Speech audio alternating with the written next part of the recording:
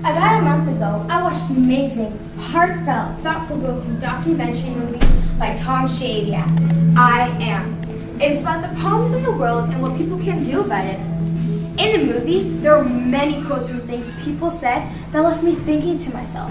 I thought about some of the things in life that may or may not actually be so important. It made me aware of how I did and thought about things too. The atmosphere is a sum total of all the ways that human beings have imagined the world into existence, says David Suzuki. People, humans, have thought of the world in so many different ways, they're turning and making it into what they've imagined it as. I think that the media is a big part of this too though. This is because they're the ones who advertise to the whole world.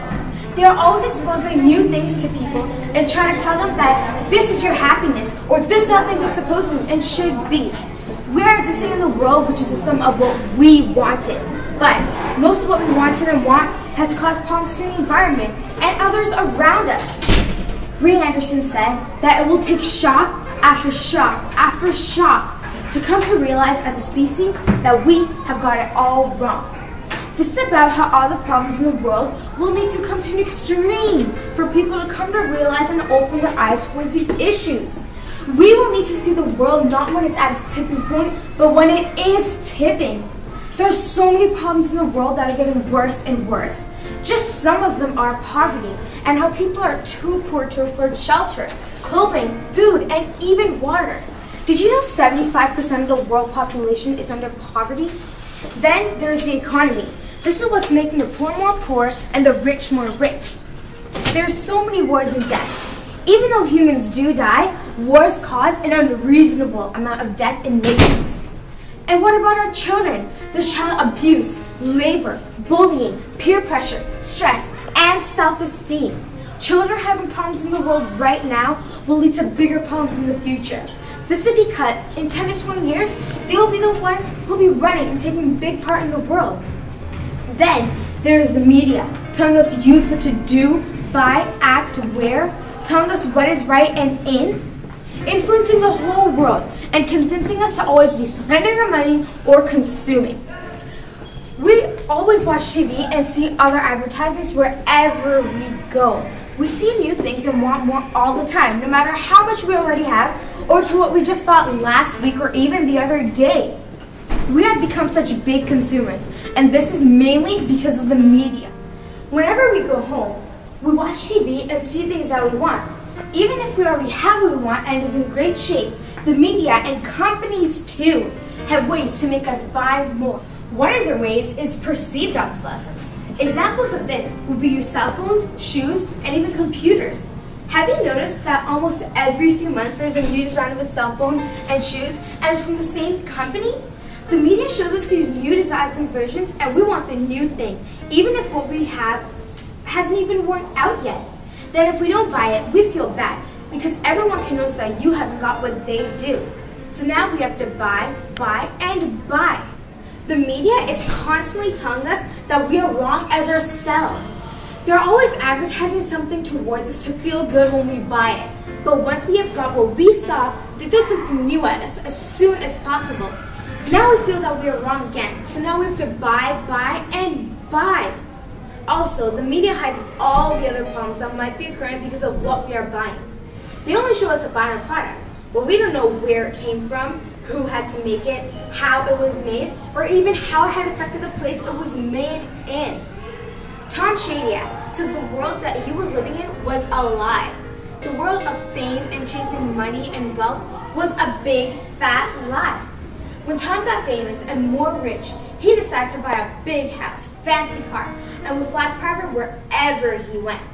Though, when he had an incident in life where he thought he was facing death, he came to realize what people were telling him of money, wealth, and all these other things was good and real, was really not. Afterwards, when he actually survived and I was still alive, he decided to leave an enormous house, fancy car, and other things. Now he lives in an average-sized house, tries to bike more to local places, and even gave up a lot of his extra money. My question to you is, why would he do this? Well, at the time, the money and fortune wasn't really what he was thinking about. After finding out what he did, I I felt so inspired to do this well in the future and thought others should do this too. I connected with this so strongly because when I was younger, I would imagine myself with a big house, fancy car, lots of money, and other necessities in life that would make me so happy. I would think of this as representing my success and wealth. Though everyone will, and when I die, will I take my money and expensive things with me? I was in such a big mess of all these thoughts fighting and arguing with each other in my head. I wanted to own all these things, but I even wanted to help the world, but not being such a huge consumer. Then it came to my thought, and it's finally all clear to me. Is this other people's representation of success and wealth too? Imagine a person who has spent their whole life chasing money, wealth, and other luxuries.